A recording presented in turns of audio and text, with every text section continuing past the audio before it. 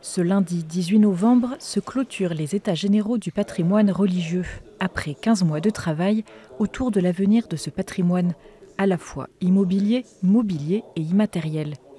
Premier fruit de ce travail, une grande enquête nationale permettant de mettre à jour les chiffres de 87 diocèses français. Plus de 42 000 édifices cultuels, 149 cathédrales, 411 édifices désacralisés entre 1905 et 2023. Monseigneur Planet détaille ces chiffres. En France, 16 églises sont actuellement en cours de construction. Alors évidemment, si on les met en regard du nombre de démolitions d'édifices cultuels depuis 2000, c'est 72.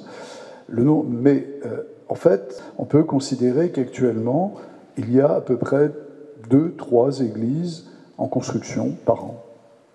Donc c'est des chiffres assez importants. À cette occasion, des outils mis à disposition des acteurs du patrimoine ont été remis à la ministre de la Culture, Rachida Dati. La première chose, c'est le guide du mécénat, du patrimoine religieux, qui est le fruit principal de tout ce travail, qui nous permet de donner à tous ceux qui en ont besoin, aux maires, aux affectataires, c'est-à-dire à l'Église aussi, c'est-à-dire aux curés des paroisses qui ne connaissent pas, qui ne savent pas où trouver, d'avoir toute une liste de mécènes avec lesquels ils peuvent travailler.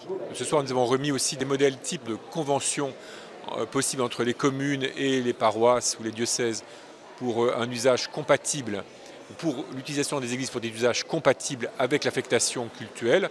Et donc nous attendons un peu du ministère qui est de rendre plus solides juridiquement ces conventions.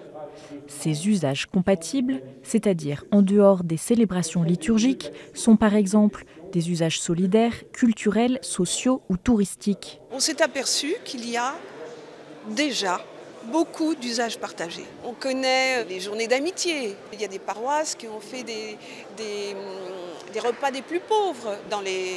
Ils sont extrêmement variés. Quelques braderies, l'accueil l'été dans des églises qui sont plus fraîches. La question de l'accès libre et gratuit aux églises et cathédrales a été abordée au cours de la soirée.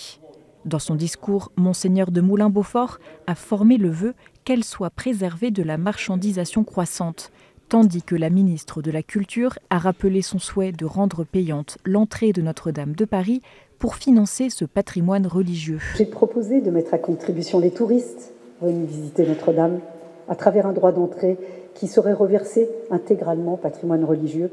Un point important, je crois, de ce que j'avais à dire ce soir, c'est de rappeler que ce patrimoine, effectivement, il est celui de tous. Il est le patrimoine de ceux qui n'en ont pas. Il fait partie, en tout cas, du patrimoine de ceux qui n'en ont pas. Je reprenais une phrase du président du Secours catholique qui a appliqué cela à la protection sociale, et c'est bien plus important par certains côtés. Mais voilà, de fait, n'importe qui, tout le monde peut entrer dans une église, ou devrait pouvoir entrer dans une église, s'y trouver chez soi, y prendre le temps qu'il veut.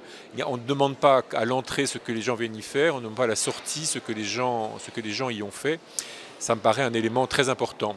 Et donc dans la discussion d'aujourd'hui, et le souci qui est porté très largement dans notre pays, de la conservation de ce patrimoine, son entretien et par conséquent du financement que cela représente, cet aspect de gratuité doit pouvoir être un élément clé de la réflexion.